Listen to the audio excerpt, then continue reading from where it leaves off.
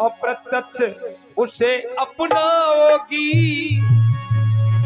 और बस इसी स्वयंवर में रुक्मिणी मन चीता तुम बर पाओगी। बस इसी स्वयंवर में रुक्मिणी मन चीता बर तुम पाओगी।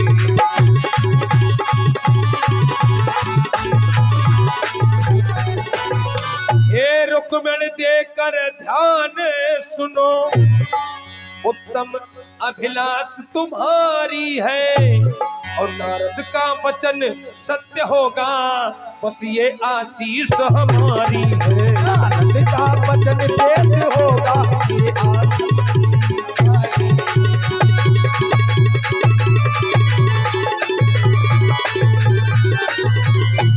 रुक्मिणी को वरदान दिया कि रुक्मिणी तुमने मन और वचन से जिसको पति माना है वही तुमको मिलेगा। ये मेरा वरदान है, छिपकर जिसको तुमने अपनाया है प्रत्यक्ष उसे अपनाओगी। बस इसी स्वयंवर में रुक्मिणी मन चीता तुम बर पाओगे। जो तुम्हारे मन ने जिसको बर माना है, पति माना है, वही तुमको मिलने वाला है। ये गौरा मैया ऐसी देवी है कि हर लड़की को गौरा मैया की पूजा करनी चाहिए। सुंदर पति के लिए मैया गौरा की उपासना करना परम आवश्यक है। आज गौरा मैया प्रसन्न हो गई और वरदान दे दिया। अब पूजा करने के बाद गौरा मैया वो रुक्मिणी जी जब बाहर निकली, भगवान कन्हैया ने देखा अब क्या करना चाहिए। आज देखा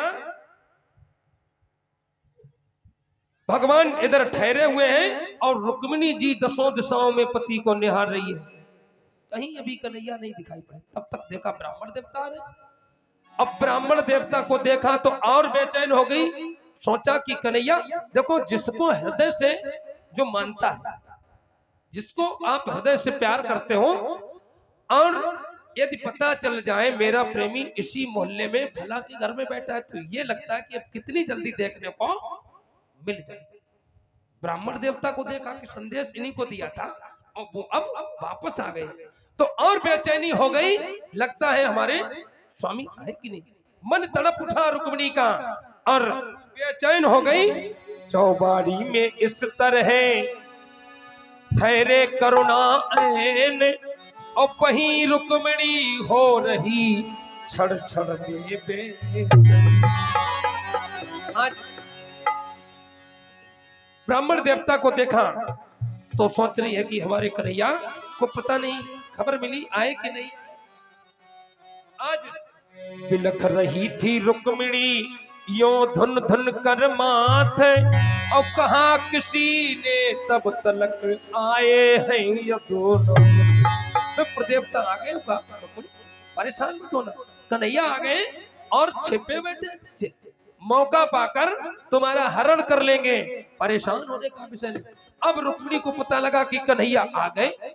अब आंखें और बेचैन हो गई कि अब तो कन्हैया देखने को मिलना चाहिए, अभी तक नहीं देखा। कैसा है, सुना है काला है, रूप में बड़ा सुंदर है।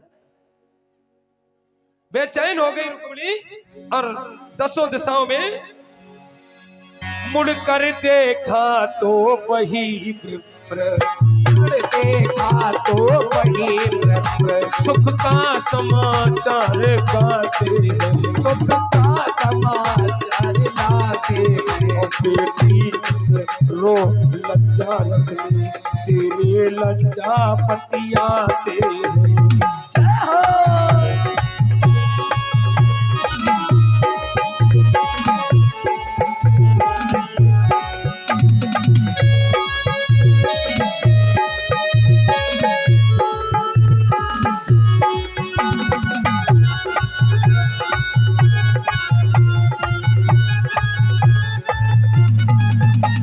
देवता ने कहा रुक्मिणी वह ठहरे हैं चौबाड़ी में, ठहरे हैं चौबाड़ी में, और तुझको लेकर के जाएंगे, और तुझको लेकर के जाएंगे। साथ में वीर बल पाऊ है जो उन्हें मदद पहुंचाएंगे।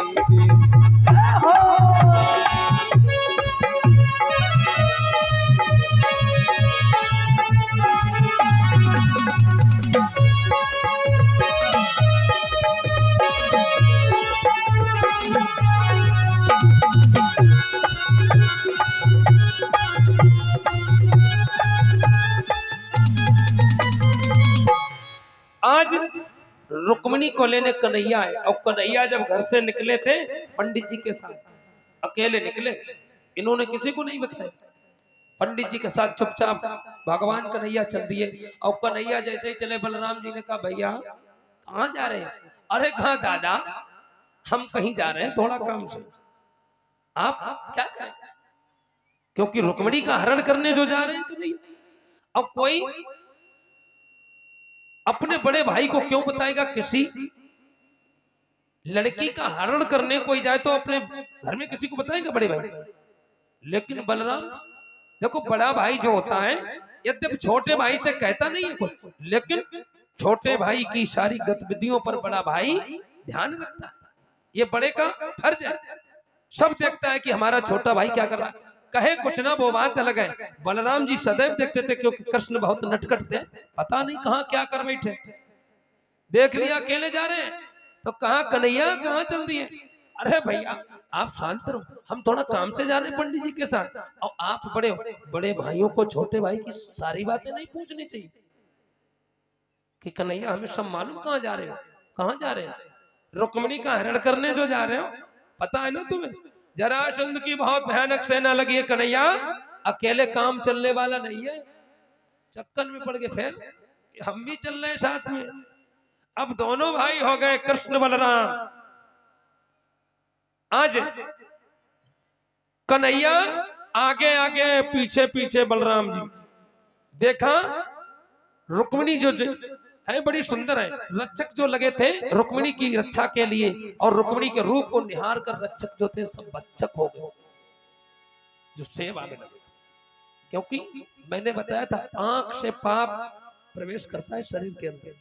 आंख अगर आपकी सही नहीं है तो आप निश्चित ही पाप की ओर बढ़ जाएंगे। कान से और आंख से ही पाप इस शरीर में बढ़ता है, अंदर घुसता है, बाद बाकी कोई रास्ता नहीं है। आज देखा रक्षकों ने कि रुक्मिणी इतनी सुंदर, कोई कह रहा है कि देखिए रुक्मिणी की कितनी सुंदर बाल। अरे कोई रक्षक ये कह रहा है बाल आप देख, आंखें देखो कितनी मृगनयनी है। कोई कह रहा है इतनी सुंदर वस्त्र, अरे इतना बढ़िया हार पहने हैं। अपनी अपनी कल्पना, सब रक्षक सुंदरता को देखकर भच्चक हो गए। और जब रक्षक भच्चक हो जाएंगे तो उस देश की हालत क्या होगी? भूल गए कि हम किस लिए यहां लगाए। भगवान कन्हैया भी वहीं पर सैनिकों के साथ में कंधे पे हाथ रख बैठे। एक रक्षक कह रहे देखो कितनी सुंदर जोड़ी जा रही है, वो कितनी सुंदर रुक्मिणी जा रही है। धीरे से भगवान कन्हैया उन्हीं सैनिकों के आसपास होते हुए रुक्मिणी जी के कंधे पे हाथ रखा चलते गए। अब लोगों ने देखा देखिए कितनी सुंदर जोड़ी जा रही है, क्योंकि भूल गए कि हम रुक्मिणी की रक्षा में आए हैं। और कृष्ण भगवान जब रुक्मिणी के साथ में हो गए तो अब तो जोड़ी ही बन गई। ऐसी जोड़ी संसार में कहीं नहीं। तो देख रहे देखो इतना सुंदर दूल्हा, इतनी सुंदर दुल्हन।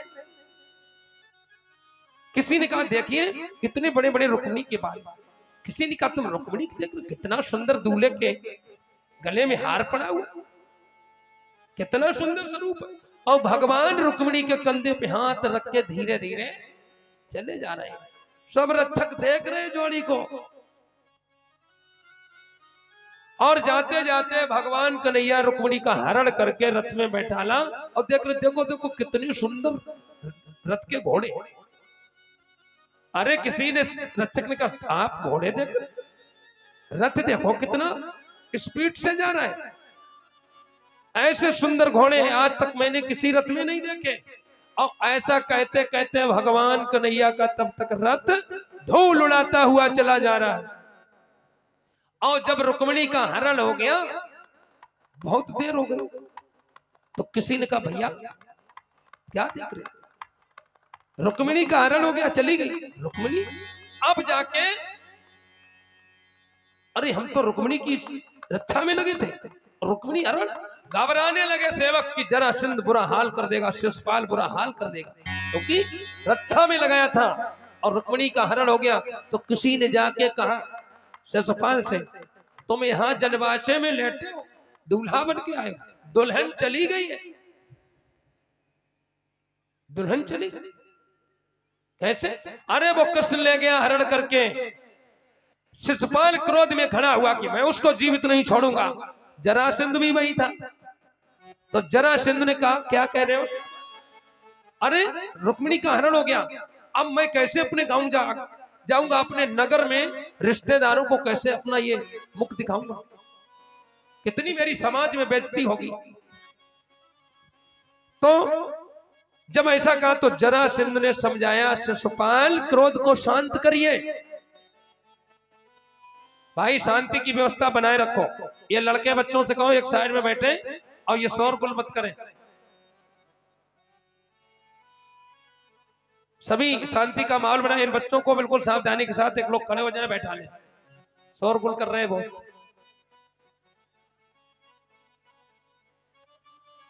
आज जब ऐसा कहा तो इधर रुक्मिणी का हरण हो जाता। तो जरासंध ने समझाया कि आप बेकार में परेशान होते, मैंने उस कृष्ण के साथ में 17 बार युद्ध किया और 17 बार मुझे हार का मुंह देखना पड़ा, इसलिए भलाई इसी में। तुम नहीं जानते हो कृष्ण कितना बलवान है। रुक्मिणी का हरण करने के बाद रुक्मिणी आज लेकर भगवान कन्हैया पहुंच जाते हैं द्वारिका में। कुछ समय तक द्वारिका में रहे और राजा भीष्मक को एक पत्र लिखा कि राजन आप आए, हम तुम्हारी कन्या के साथ में विवाह करना चाहते हैं। राजा भीष्मक बहुत प्रसन्न हुए और अपनी जैसी व्यवस्था थी उस व्यवस्था के साथ में आज राजा भीष्मक पहुंच जाते हैं द्वारिका में। और आज द्वारिका में जब राजा भीष्मक पहुंच गए तो अपनी कन्या के हाथ पीले करने उनको समाचार मिला।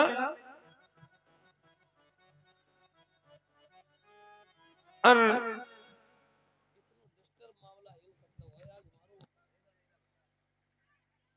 भाई लोगों, हम कथा 5 मिनट में अभी विराम करेंगे, रात का कोई प्रोग्राम नहीं रखेंगे क्योंकि आप लोग अब कथा के सुनने से ऊब गए हो कि मेरा रुक्मिणी जी का बड़े धूमधाम के साथ में विवाह किया। ब्रह्मा जी को बुलाया गया और ब्रह्मा जी पंडित बन गए और पहुंच जाते हैं द्वारिका। यूं कहकर बलदेव ने आज द्वारिका में भगवान रुक्मिणी को लेकर पहुंच जाते, स्वागत सम्मान किया और राजा भीष्मक भी पहुंच गए। इसके बाद भीष्मक ने अपनी कन्या के हाथ पीले किए भगवान कन्हैया के साथ में। ये पहला पाणी ग्रहण संस्कार उनका हुआ, विवाह हुआ। द्वारिकापुरी में जाते ही घर घर आनंद उछा हुआ और वैदिक विधान से नियम सहित रुक्मिणी कृष्ण का ब्याह हुआ। भीष्मक ने सुनकर समाचार अतिशय आनंद मनाया है और चुपचाप बुलाकर विप्रों को सच कन्या दान कराया है। वामांग रुक्मिणी शोभित है, तुझ वृंद वेद उच्चारे रहे और गंगा जल को गोविंद लिए मंडप में चरण पखारे रहे। आज रुक्मिणी और कृष्ण का बड़े धूमधाम से विवाह होने लगा और विवाह में भामरे पड़ने लगी। एक संत ने लिखा है, अब रुक्मिणी जी के संग पड़ने लगी भामरियां, अब रुक्मिणी जी के संग पड़ने लगी भामरियां, अब रुक्मिणी जी के संग।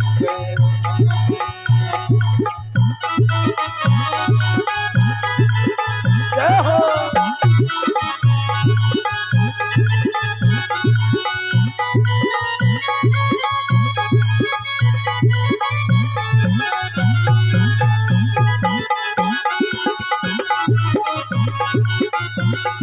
और पहली भामर पूरी हो गई, दूसरी नंबर आयो। पहली भामर पूरी हो गई, दूसरी नंबर आयो और दूसरी भामर पूरी हो गई, तीसरी नंबर आयो। तीजी भामर पूरी हो गई, बोलो जय जयकार। पढ़ने लगी बावनिया, अब रुक्मिणी जी के संग। जय हो।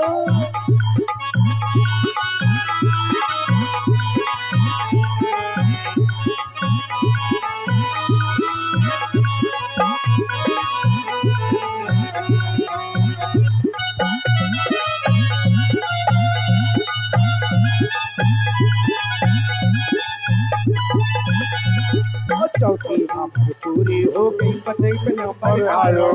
चौथी भामर पूरी हो गई, 25 नंबर आयो। जिन भक्तों को भगवान कृष्ण और रुक्मिणी के विवाह में कन्यादान लेना है वो अपना अपना पूजन करते रहे।